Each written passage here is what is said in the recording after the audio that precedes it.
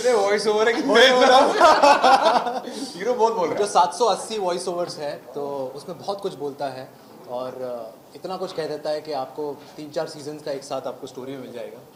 But on a serious note काफ़ी कुछ एक जर्नी है अंडरवर्ल्ड की, क्राइम बेस्ड लोगों की. और बॉम्बे जो 90s में कहा जाता था कि it was a city unfortunately filled with criminals. तो कहीं ना कहीं बहुत ऐसे किरदार थे जो अपने आप को एक अलग ही पर्सनालिटी कहते थे, इंडिविजुअल कहते थे, और they wanted to stand out. Everyone wanted to rule the city basically.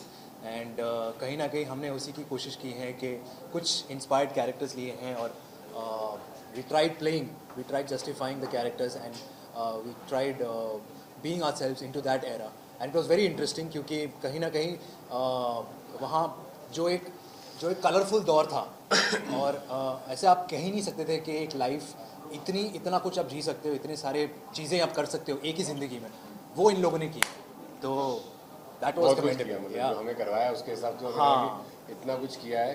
और बहुत क्या बोलते, अंदाज़े बयां ही अलग था उस टाइम का. वो एक एरा ऐसा था, वो बोलते हैं वाइल्ड वाइल्ड वेस्ट था वो हिंदुस्तान का उस वक्त. बॉम्बे में, मुंबई का स्पेशली, तब बॉम्बे भी था, हमने तो बॉम्बे में था. तो वो बहुत एक अलग तरीका था लोगों का लाइफ जीने का, उनका सोचने का. दिस बिफोर ग्लोबलाइजेशन हुई नहीं थी, एक्सपोजर इतना था नहीं, और ये लोग किस तरह जीते थे. It was incredible.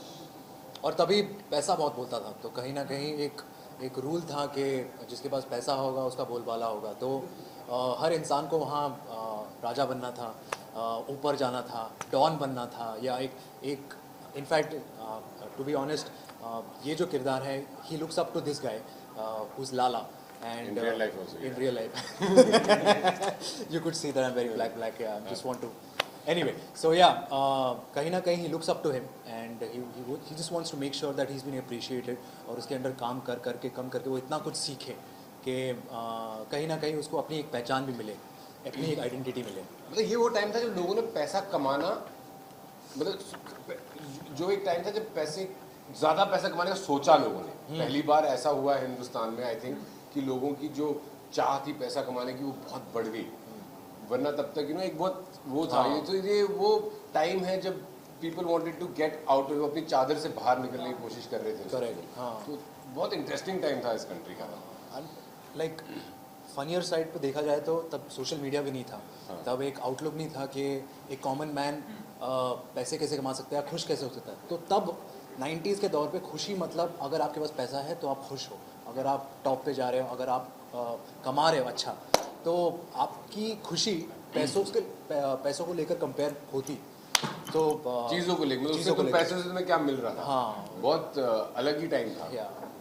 So 90s के ऐसे वो कौन से हीरो थे, जैसे मैंने बताया संजय दत्त, तो आपके कौन से फेवरेट रहे, आप उनको एडमायर करते हैं? मतलब दत्त साहब तो किसके फेवरेट नहीं थे 90s में, वो तो मुझे कोई इस कमरे में नहीं बोल सकता कि नहीं थे.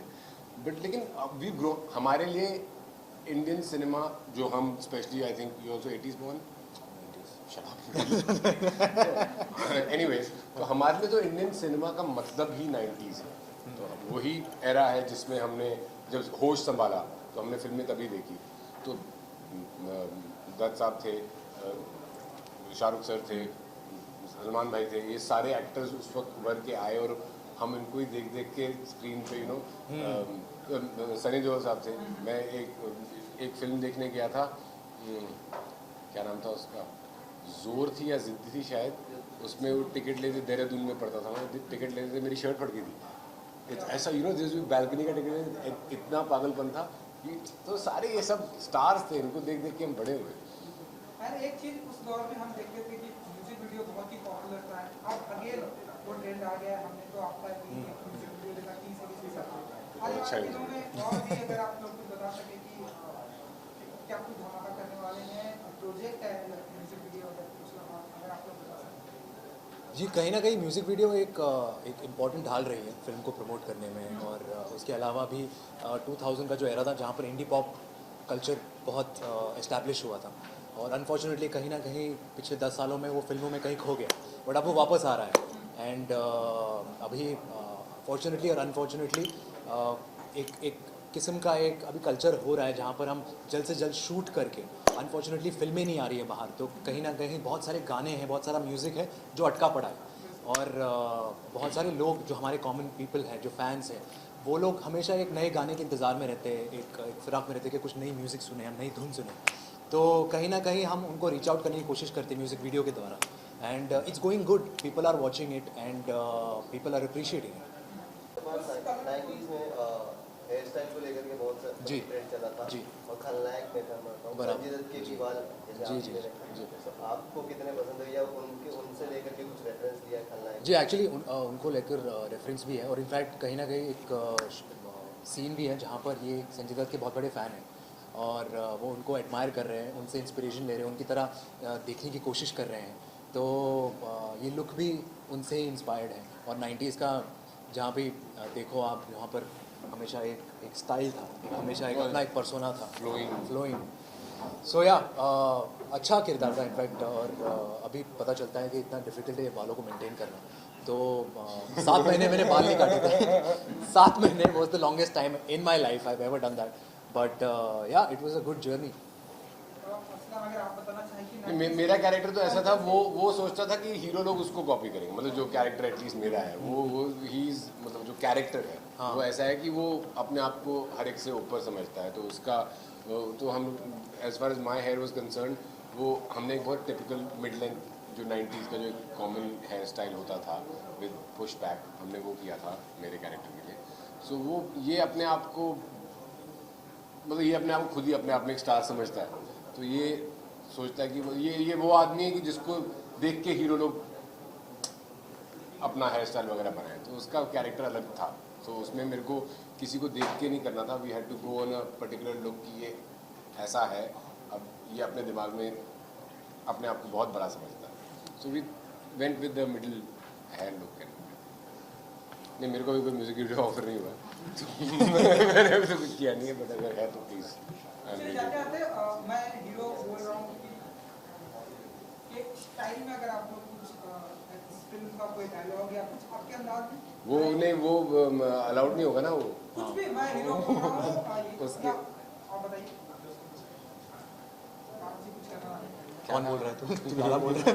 मैं हीरो बोल रहा हूँ। तू बोल रहा है। नहीं, वो क्या था डायलॉग, क्या था क्या उसका? dialogue? एक था ना जो हमने चलिए इसी को रिलेटेड एक क्वेश्चन पूछता हूँ कि कभी ऐसा आपकी लाइफ में हुआ है कि आपने कॉल किया तो कौन बोल रहा है, जैसे यूजुअली होता है ना हाँ। कि कौन बोल रहा है वैसे?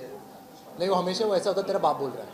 तो नहीं कौन बोल रहा है, तो मतलब ऑब्वियसली ये तो एक बहुत मतलब हु स्पीकिंग या कौन बोल रहा है। हाँ, ये तो हमेशा बोलते ही लोग पूछते ही हैं। तो एम्बैरेस नहीं हुआ कभी ऐसे कि इस बंदे के पास मेरा नंबर होना चाहिए था या वैसे अब नहीं बोलता कोई, बिकॉज मोस्टली नंबर होते हैं सबके पास ना फ़ोन में stored. What is that? True collar. True collar होता है, अगर नहीं भी होते तो पता नहीं चलता। मेरे पास एक क्वेश्चन आपसे है कि चूड़ियों को लेकर के भी बहुत ट्रेंड चल रहा है म्यूजिक वीडियो में। आपको अगर आगे चल के अगर ये है तो आप किसके साथ करना चाहेंगे अगर टीवी की अगर को स्टार अगर बात है? नहीं, ऐसा तो कोई दिमाग में कुछ है नहीं कि हम ऐसे ढंग के चलते हैं कि हाँ कोई ये होनी चाहिए, ये होनी चाहिए। वो एक प्रोजेक्ट को देखकर हम देखते हैं कि कैसा ये मेरे होना साथ चाहिए। गाना करना है। अच्छा होना चाहिए बस, मोर देन एनीथिंग। मेरे साथ नहीं। हाँ ऑफ कोर्स। तो हमारा एक म्यूजिक वीडियो आ रहा है, आपने सही सवाल पूछा, आपको एक म्यूजिक वीडियो मिल जाएगा हीरो का। हीरोइन हीरोइन बोल रही है। नहीं, ठीक है, thank you sir, thank you so much.